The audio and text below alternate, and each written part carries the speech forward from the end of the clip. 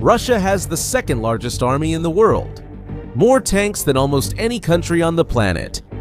More soldiers, more cannons, more of everything. And it's being defeated by a road. Yes, that's exactly what you heard. And this is happening for an astonishing reason. No, it's not because of a lack of weapons. Russia has plenty of weapons. It's happening because Ukraine stopped trying to face this giant army head-on and started doing something much simpler. They started cutting off the food, fuel, and ammunition before they reach them. After all, a giant army with an empty stomach is nothing more than a pile of idle metal, right? And the most disturbing part isn't even that this works. It's that Ukraine has already done exactly this once in this war, in a city called Kherson. And last time it ended with the Russian army in retreat. And after learning that, one question becomes unavoidable. How is it that the second largest army in the world is losing ground because of a single road? Or even worse, why, with all that power, can't Russia simply defend that road? That's what I'm going to show you now. To understand why a road can bring down a giant, first we need to understand a rule of war that almost no one sees. I'll get to the road in a moment, I promise. But it only makes sense after this. There's an old saying among the military. Amateurs talk about strategy. Professionals talk about logistics. It sounds boring, but it's the most important thing in any war. Because an army isn't just tanks and soldiers. It's a giant mouth. That needs to eat all the time. Fuel for the vehicles to run. Ammunition for the cannons to fire. Food for the soldiers, parts to fix what breaks. Medical teams to rescue the wounded. All of this needs to reach the front lines every single day without stopping. And all of this moves along roads and rail lines and across bridges. Think of it this way. The soldier on the front line is the tip of a long rope. That rope stretches far back, dozens, even hundreds of kilometers, all the way to the depots where everything he needs is stored. Cut the rope and the tip dies alone. It doesn't matter how strong the soldier at the tip is. Without the rope, he has no ammunition to shoot. He has no fuel to retreat, he has no food to endure. You can have the best soldier in the world. If his food doesn't arrive, he'll lose to a worse soldier who's well supplied. And history is full of giants who found that out the hard way. Napoleon marched into Russia with one of the largest armies Europe had ever seen. Hundreds of thousands of men, on paper unbeatable. But the deeper he went into Russian territory, the longer and thinner that supply line became. Until it stretched too far and snapped. The food ran out. The ammunition didn't arrive fast enough, the horses were starving, and then winter came. That gigantic army, which had entered Russia for a quick victory, melted away in the snow. Most of the men died not in battle, but from hunger and cold. More than 100 years later, the Germans tried exactly the same thing in the same Russia in World War II. They bet everything on speed, on winning before supply became a problem, and the further they advanced, the harder it became to keep the supply lines. The most feared army in the world at the time ended up surrounded and defeated in a city called Stalingrad, largely because the supplies stopped coming. Two giants. Same mistake, same end. And look, you don't even have to go that far back in history, because this has already happened in this war. 3 years ago, Kherson was the only regional capital that Russia had managed to conquer since the beginning of the invasion. The big trophy. The proof that the war was going well for them. And Ukraine didn't try to retake the city in a bloody assault, soldier against soldier. They did something else. They spent months destroying the bridges over the river that supplied the city, hitting the ammunition depots, cutting one lifeline at a time. Little by little, supplying the Russian troops inside Kherson became impossible until the Russian general himself, in command of the war, went on state television. And he admitted in front of the whole country that keeping the city had become, in his own words, useless. And he did the obvious. He ordered the troops to withdraw. Russia retreated to the other side of the river and abandoned its biggest trophy without a major final battle. It wasn't military force that drove Russia out of Kherson. It was hunger. Remember this name Kherson because we'll come back to it at the end. And if you're finding this interesting, do something simple that really helps this channel grow. Subscribe here because we bring stories like this from behind the scenes of the war every day. As you can see, logistics is the weak point. This was true for Napoleon, true for the Germans, and true in Kherson. But speaking of the war in Ukraine, where exactly is this weak point exposed today? To answer that, you need to look at the map the right way. Look, Russia occupies a huge part of southern Ukraine. On the map, it's all red. It looks solid, it looks strong, it looks like a wall. But there's a detail that the color on the map doesn't show. All this huge territory is supplied by very few roads. It's like a giant mansion connected to the power grid by a single thin wire. The house is huge, but it depends on that little wire. And the central hub of all, there is a city called Mariupol. From it come the routes that support a good part of the Russian troops in the south. And that go all the way to Crimea, the peninsula that Russia took back in 2014 and treats as its most precious jewel.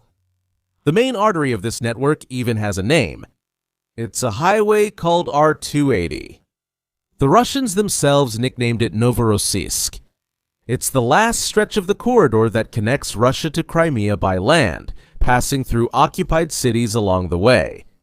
Through it, fuel, ammunition, equipment, everything travels. And here's the danger of putting everything on just one road. It's efficient, yes, it works very well, until the day someone manages to target it. Because then there's no plan B, no alternate route. It's all or nothing. The same thing that made the system efficient is what makes it fragile. And that's where the obvious question comes in. If this weak point has always been there, sitting on the map, why didn't Ukraine attack it before? The answer is that for years they simply couldn't get there. These roads are just too far from the front line. Ukraine could even take a shot at them every now and then, but nothing that would really get in the way. Nothing consistent. It was too far, too safe. The Russian convoys passed through there almost undisturbed, day after day, year after year. But that changed. And it changed because of one technology. Ukraine developed a new generation of attack drones that can fly long distances. Very far, between 100 and 300 kilometers depending on the model, and the scariest part isn't even the distance. It's that some of these drones have a brain of their own. One of them, an American-made model called Hornet, flies very low, close to the ground where it's hard to detect. And it uses a kind of computer vision to recognize a Russian military vehicle on its own in the middle of the landscape. It identifies the target, locks onto it, and dives. It doesn't need a person piloting it all the time, guiding it every meter. And it carries a small payload, just a few kilos, but enough to destroy a truck. Suddenly, that R280 highway, which was about 100 kilometers from the front and seemed so safe, became just an hour's flight away for these drones.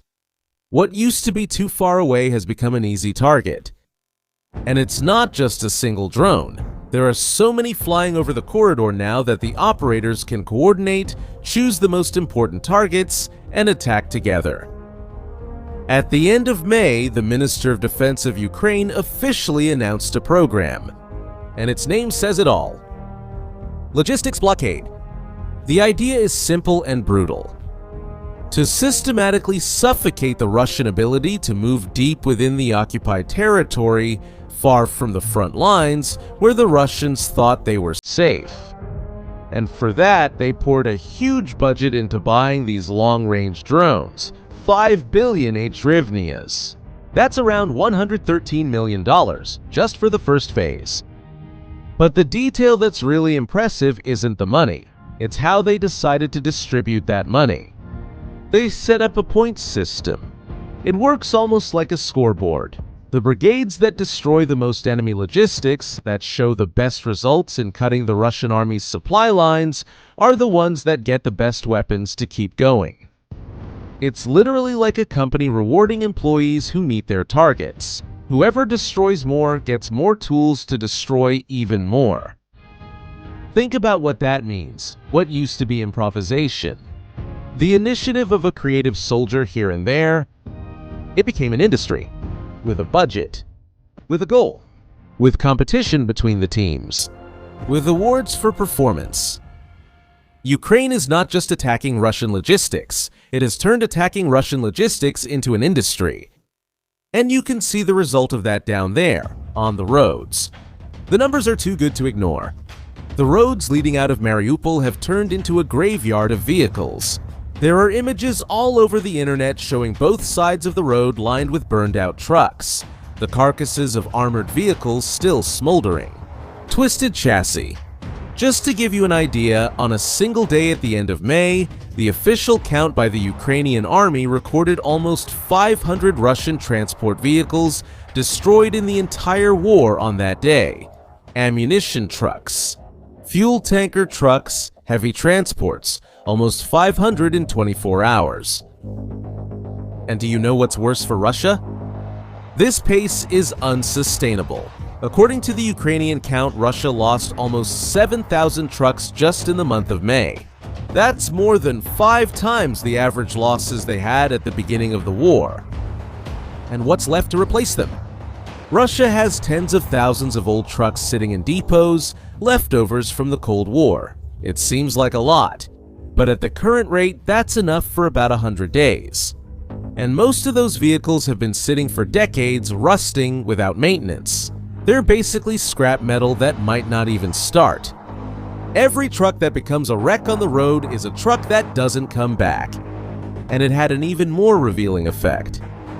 The pressure on the southern roads became so great that Russia itself was forced to restrict the movement of heavy equipment on its most important highway, the R-280. And when the Russians try to escape through dirt roads, through detours in the middle of nowhere, the drones find them there too. According to the Ukrainian brigades themselves operating in the region, there's nowhere left to run. Now, I know what you might be thinking. Is all this just Ukraine saying that Ukraine is winning? And it's fair to be suspicious of that. But it's not just Ukraine talking. The Institute for the Study of War, known for being one of the most serious and neutral sources about this war, reached the same conclusion. They reported that this campaign against logistics is in fact eroding Russia's ability to fight in the south, as well as opening up space for Ukraine to advance in some areas. And there's one more revealing detail. The Russian military bloggers themselves, people who support the war and follow everything from the inside, have started comparing what's happening now to what happened in Kherson. When both sides and outside observers say the same thing, the story stops being propaganda and becomes fact. And that brings us to the most uncomfortable question of all. Look, Russia is huge. It has the second largest army on the planet. It has money, it has industry, it has engineers. So why doesn't it just defend these roads? This is the most revealing part of the whole story. Because the answer is simple and brutal. It can't. There is a defense against drones. It's called an anti-drone net. They're nets suspended over the road which make the drone explode on them before it can hit the vehicle below. It works. It becomes a kind of open-air tunnel over the road.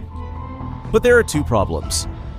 The first is that the net only covers short stretches, the most exposed points. Maintaining kilometers and kilometers of netting is a gigantic task, and the R-280 has hundreds of kilometers. The second problem is that the net is not fail-proof. Even where it exists, drone pilots keep finding gaps, holes, and uncovered spots. In other words, you can't shield an entire corridor with netting. The existing defense isn't big enough for the problem Russia has.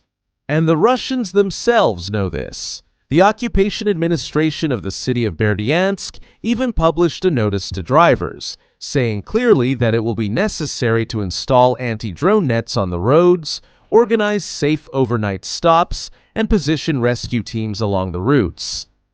Notice the verb tense. It will be necessary in the future.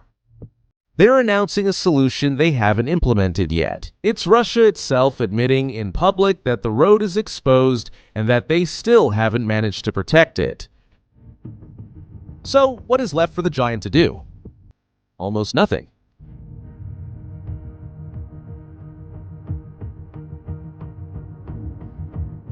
And this is where the story gets really dark for the Russian side.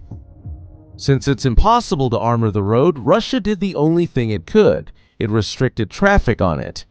The occupation government issued a decree limiting who can use the highway to Crimea because of the danger from drones and the mines they drop on the road. In some sections of the corridor, traffic was completely shut down. Civilian drivers are being stopped, sent back, pushed onto alternative routes that are already congested. Think about what that means. The main artery that connects Russia to Crimea has become too dangerous to be used normally. And the military convoys that still insist on passing through are exactly these thousands of trucks that end up as wrecks. There isn't a single remedy Russia hasn't tried. It simply has no remedy. It has the second largest army in the world, but it can't safely keep open the road it depends on. Now, we have to be honest. None of this means that Russia is going to collapse tomorrow. It is big, it's resilient, and it has already adapted to Ukrainian tactics several times throughout this war. It can adapt again. No one from the outside knows exactly how much pain this campaign is causing inside the Russian regiments. What we know for sure is that it's not little, and that the direction of things for now is pointing to only one side. The second largest army in the world isn't losing ground because it ran out of tanks. It has plenty of tanks. It's losing because the other side understood something that size alone can't solve. It's no use being the biggest if the enemy finds out where you're supplied and cuts you off right there. And that's exactly what happened in Kherson in 2022. The same recipe. Cut the ropes one by one, patiently, and let hunger do the work that a head-on battle wouldn't. And it ended with Russia abandoning the city without a major battle, just hunger. Now, the same recipe is being applied on a bigger road which supports a much larger territory. In the end, the size of the army stopped being the most important thing in a war. What decides it now is who manages to cut off the other's supply first. And that's a war being fought 200 kilometers away from where the shots are fired. On an empty road. In a lone fuel truck. In a drone flying low, silently, searching for its next target. This is still going to escalate a lot in the coming months, and we will keep following every step of this story very closely. So, take the opportunity to subscribe to the channel so you don't miss what's coming next. Before you go, I have a question for you. Do you think this road will become a new Kherson, or this time will Russia be able to adapt and hold on? Leave your answer in the comments below. See you in the next video.